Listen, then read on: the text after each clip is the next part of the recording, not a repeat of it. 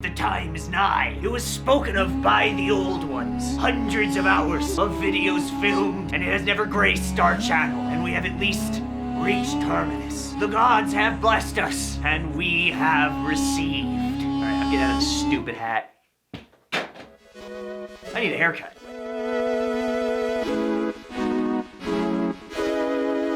Hey, what's going on, everybody? My name is Chad, and this week the time has come.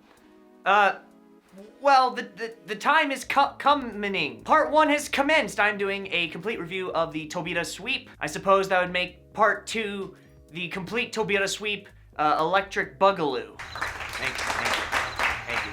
Thanks to a generous donator in the community, I have all 3 books, but I'm starting with the one that has me most interested because I have such a love-hate relationship with kanji textbooks. We are starting the intermediate kanji book for the Tobita series. But before we go any further, I would like to thank the man, the myth, the legend who allows me to dress in children's costumes professionally, Henry B. Some call him 1010 guy, some call him the Second Coming, some call him a merchant with a tongue full of tales. I know who he really is. Yeah, he's the guy that sent me all these books so I can make these videos for you. So thanks again, Henry, I really appreciate it. And according to such oh, hold on, I need the hat. And according to such an adventurer, God, this thing's small, who desires the book be given away to young maiden and lass, as opposed to gathering dust on mine shelf. At the end of this video, this is dumb.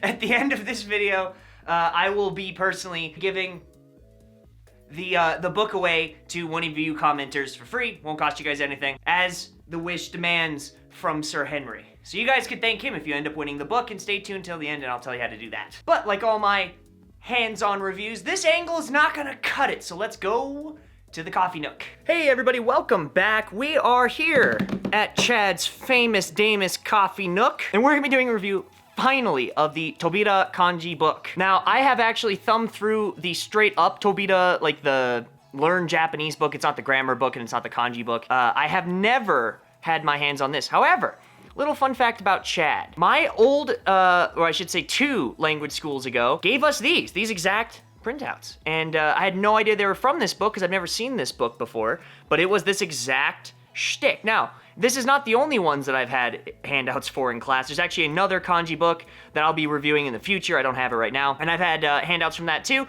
but just realize that there are a bunch of Japanese courses that do use either this book specifically or they give printouts out in class. I don't know the legality of that, but that's also why I'm gonna start this with legality. So I'm gonna show you as little of this book as I possibly can, solely because I respect the publishers. So I'm not gonna be flipping through every page. I'm not showing you every single example. I have personally gone through every page of this book, have taken extensive notes on it. I don't think you can see it on my phone. But I'm purposefully not showing you a ton of their material because I wanna give good criticism, but I also, if I like the books, want you to go support them. I'm not trying to give you PDFs. I'm not trying to, discourage you from buying. I'm just trying to be honest about what I think. And if you hear what I say and you end up wanting the book, please go support the publishers, buy it legally.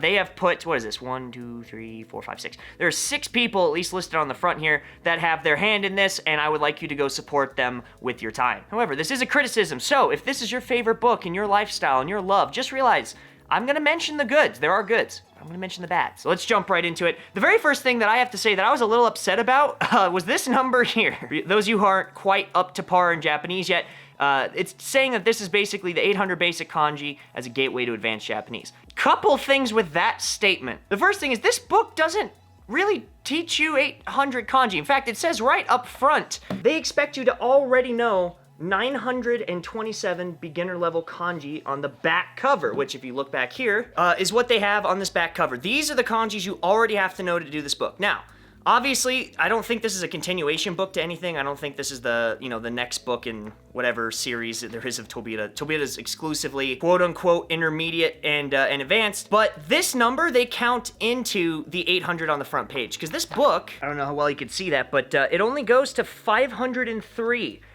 So this 800 is essentially going, oh yeah, we're gonna teach you 500 and then also kind of make sure you have an extra 300 on your own. But it is 800, we swear. It's just, kind of just do more work on your own without anything that we have to do. So in all fairness, that's already making me not a big fan of the series. I don't know, maybe I'm nitpicking. I'll let you guys decide that for yourselves.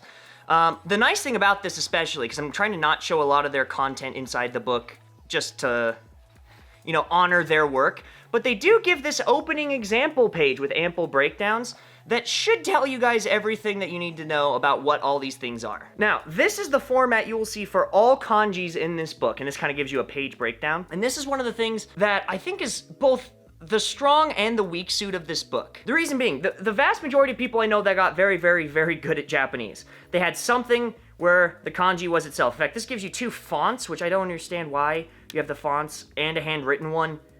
Fine, whatever. They do give you a stroke order, but there's 1,000 free apps that give you stroke orders, so I don't really see the value of that unless, you know, the internet crashes and the whole world falls into chaos. At least you'll still be able to know the stroke orders, but at that point, why are you learning Japanese? You'll never use it. As far as I'm concerned, out of this whole block, the things that are the most useful are one of the ways to write it. I don't care which way it is, but just show me the finished kanji. 7 and 8, where they have the onyomi and kunyomi. They'll then use, you know, some sort of remembering the kanji, some type of English definition to go with it. And that's really about it. However, there are a couple nice things that this has. It has all the vocabulary that the book uses, kind of over here in part 12, which is nice. You can actually see how it is used, how the onyomi and kunyomi are used differently based on, you know, whether it's like in the okurigana form where it has the little writing after it, whether it's used in a word. That's really nice. They do have sentences, but honestly, I don't see the point in using these because my sincerest hope is that this isn't the way you are sentence mining or gaining your vocabulary. I hope you have an actual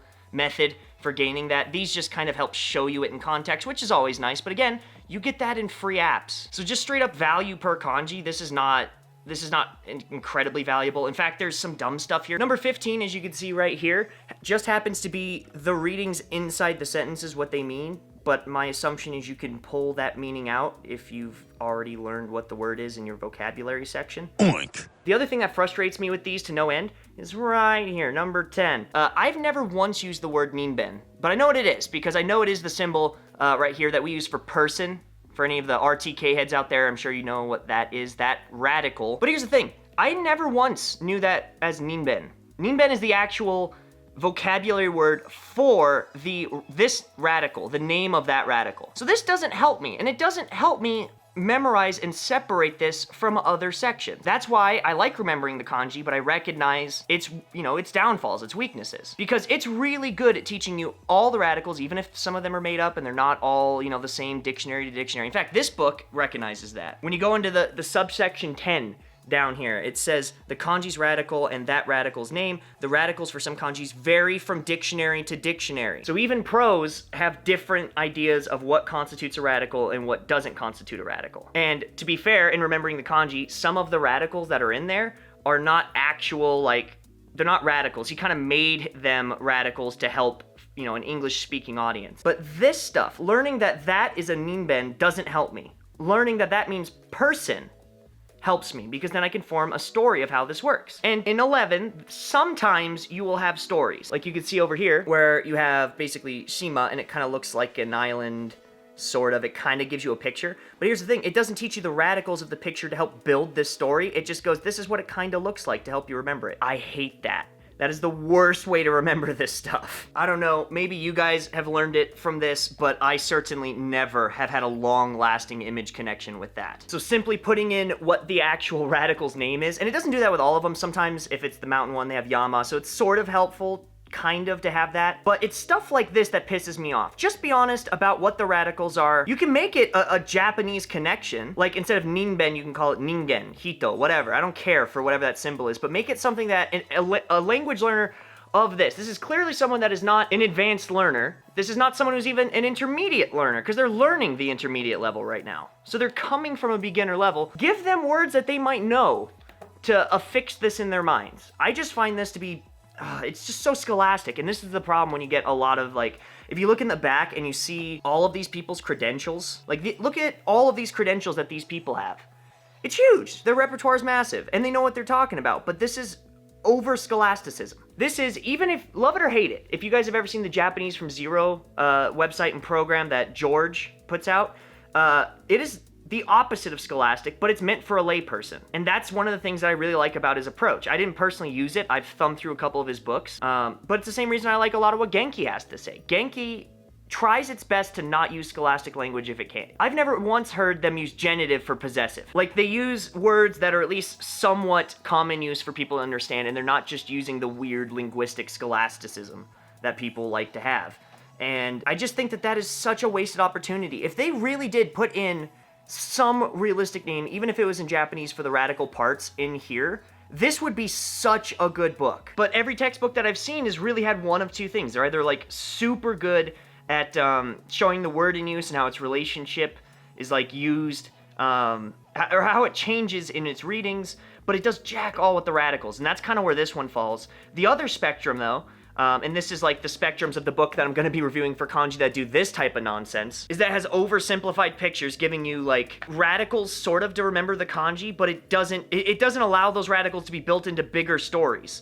And that'll help you remember other kanjis and not just this single one. Like when you get into stuff that has island as a part of its word, it's like, yeah, that's totally gonna help you. It doesn't help you make a word picture. But you can break all of these individual pieces down to get the idea of an island. And that's one of the struggles that RTK has that, but so does a lot of the other beginner kanji books that I've seen and unfortunately had to work through in my various studies overseas. So this is no exception. This is just like all of the rest of them, and let's keep moving on. The nice thing is, and I'll say this about the book, you're always gonna go through these, and it's all the same format as before, but once you're done within this format, I think it's after 37, right? Yep. You get you get basically ways to use kanji. And they give you ample. I mean, this is 1, 2, 3, 4, 5, so 5 pages of using those 32 kanjis. Not bad.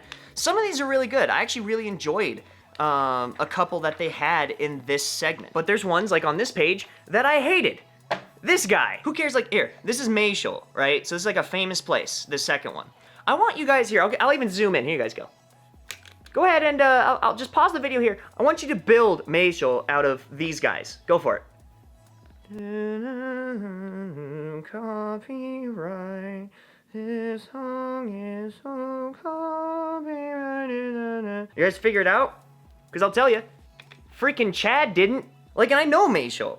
I know it very well. And if you guys guessed, it was that and that for Na or Mei, like a famous thing, a known name thing, and then To for door, and this little axe giblet here, then hey, good for you. But the vast majority of people can't do that. I can't, and I can read just fine. It just seems, so much of this seems like padding. There's so much good, and the other nice thing, by the way, and I have to keep giving it props, it didn't just do JLPT format, which so many kanji books do. There's so many books that try to teach you Japanese, and all they do it is in JLPT form. Not everyone's learning, studying for the JLPT. Not everyone gives a dang about that stupid test. In fact, I wish I never made a goal of taking it because it's so superficial and dumb. And they went out of their way to not do this in traditional JLPT format, and I respect that so much.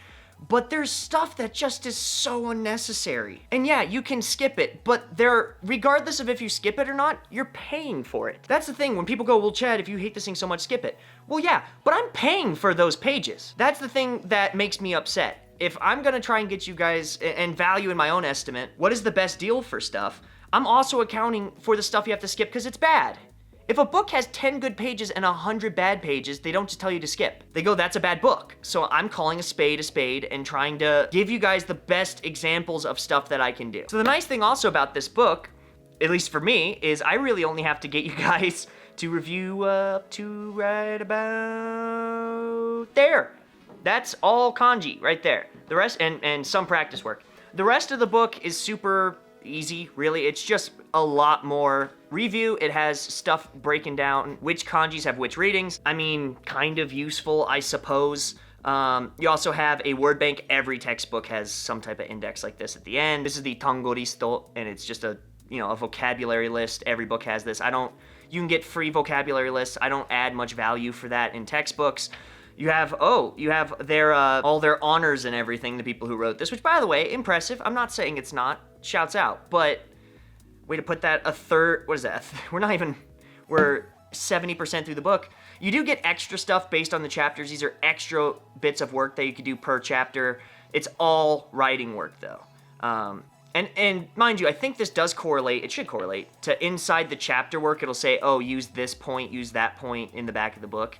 But I mean, I never really focused on writing because I don't write in English that much. Like, I honestly keep track of all the times I have to write stuff down in English. It's not very often. And none of my goal, like, I understand if your plan is to go to Japan and go to school in Japan because you often have to like take tests and write notes and do handwritten stuff. That makes sense to me. I bet 99% of the people that end up learning Japanese never study formally at a Japanese university. So handwriting for us is way less important than like being able to type the word out and clicking on the correct kanji, or being able to read something like kanji, eigo.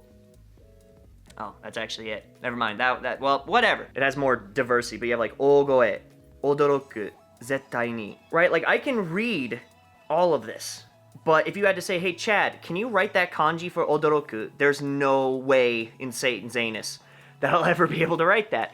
But it's not something I care about because I'm not handwriting letters to some Japanese grandma that I have. And I figure most people that buy this book don't either. So when they always give you so much focus on writing, all this tells me is that Japanese people wrote this book. The minute I see tons of handwriting stuff, I look at here and I go, okay, so these are Japanese people. Because foreign people that write these books don't put as much of an emphasis on writing because we text all the time. We text, we email, we can talk in person, but I don't have to know how to write kanji to do that. I read books every day, but I don't have to write kanji to know that. And literally, guys, you're paying for this. If you're not like prioritizing a handwriting schedule, for some reason, maybe you're trying to take the content or whatever it is, maybe you actually care about handwriting, maybe you like calligraphy, that's 100% okay, and this book is good for you. But for 90% of people who don't care about being able to write more than speaking, reading, and being able to like text and email and line their friends in Japanese, or watch anime without subtitles, or whatever it is, this is worthless. But you get my gist.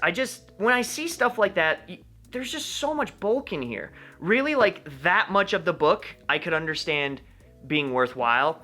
That much, and you're still paying $30 for it. Well, I should say, you're paying $22 in Japan, but you're paying like $30 on Amazon for this book. Well, all in all, like I said, there is positives. I've actually used handouts from this, and even if you only use like the picture, the onyomi and kunyomi, just learning, you don't even have to necessarily separate that one is an onyomi and one is a kunyomi. You could just memorize that one has those two readings, and then through these, hey, if you don't know them, throw them into an SRS, but hopefully you already know these from having your own vocabulary section. It's not that bad. This certainly is super helpful, but the vast majority of what I have on these pages is fluff or stuff I can get for free. And the final word I'll have on this, and it's not this thing's fault, because I think it's what this thing's trying to be. This is obviously not the complete readings for these kanjis by any means, because these are the 800 basic kanjis. But they only give you the readings that are necessary for whatever these guys consider to be the gateway to advanced. I noticed that they're missing even a lot of readings that are on the N2. I mean, if this was your only method after learning that first 297, which I guess would be, if I had to put an arbitrary JLPT level, that's what, N5 plus a little under N4. And then with this gets you to about an N3 level. If Tobita keeps up this pace, this seems to be just an N3 book, which is, just so you guys know, just plainly intermediate. It's not even upper intermediate. It's not getting into pre-advanced.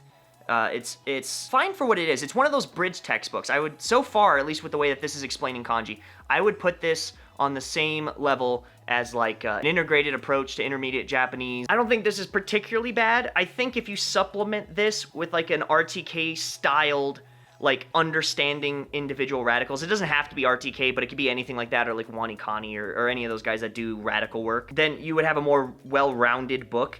On its own, it's fine. I just don't find $30 in value. That's my opinion. I understand I'm wrong often, and you guys might go, Chad, this thing was worth every penny to me, and that's okay. If you have those experiences, tell me down below. I'm not gonna like hate on you. I'm not gonna send anyone out to hate on you. We all have different opinions, and we all have different ways of studying, and I think the diversity is what makes my channel cool, because I'm not trying to sell you on a method. I'm not trying to get you to follow my course or to take my stuff. I'm just someone who owns a lot of textbooks. I collect them, I love them, I read them for fun, even if they're lower level than me, like this one. And I just want to give you my opinions, as maybe some of you guys aren't as well versed in textbookology for Japanese, and maybe you might want someone who's a little bit more experienced to have their opinion on it. And that's the whole point of this series. So I will actually hand off the outro and the book giveaway back to Studio Chad. Hey, you guys made it really far, actually. Thanks for sticking around. I last time I ended it kind of talking in the Nook, I figured I'd rather talk face to face so you guys can maybe see my inflection, realize I'm not just trying to hate on a book. In fact, if you watch most of my textbook reviews, I try and find, I guess if you like scatology, the proverbial turd in the punch bowl, the diamond in the rough. I try and find the stuff that I like and be honest about the stuff that I don't. For this book, if you were to buy it in Japan, it's what, $22? If you were gonna buy it on Amazon, at least in America, it'd be about $31. This does not offer me $31 in value. It doesn't really offer me $20 in value. There are just so many good free resources that do what this does. And yeah, you might have to get maybe 2 or 3 apps, have an online site kind of bookmarked, and this is all in one place. I understand the value of convenience, but $30 doth not convenience make for Chad. But hey, if someone's like offering to give you the book, or maybe it's on like a steep discount, or someone gave up on studying Japanese and they're willing to give it to you for a steep discount, it's not a bad book to have. And in fact, I am giving away a book. Another shout out, shameless shout out to Henry, who offered to send these to me to give to you guys, because he's a freaking baller. I will be giving away all of the Tobita books, but I'm going to be giving them away to 3 separate people. For this week, I'm giving away the one we reviewed today. This is the kanji book. I don't need it, obviously, so it's going to go to you guys. And I'm not going to go, oh, like the video, make sure you subscribe. Like, hey, if you want to subscribe, I work really hard on this content.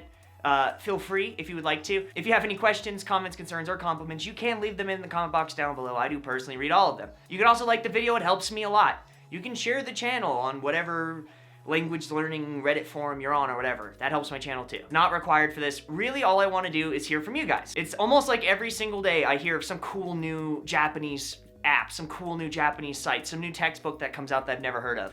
And I love that. So if you would like to win this book, have me ship it to you free of charge. All it requires is you go down below and you just have to tell me what resources are you using to study Japanese. I will enter you to win this. I'll just pick it randomly. I'll enter it into a random YouTube comment thingy-mabob, and then I'll get in contact with whoever won. I have to set a deadline. Let's do the end of, oh no, we'll do the end of the series. So we'll do like the end of August. We'll do how about this? August 31st. There we are. That is the last day to enter the contest. So just leave me a comment down below with what you study with. You could win this bad boy. $30 in value. I'd say that's pretty cool for a YouTube channel that doesn't really have the money to buy these books in the first place.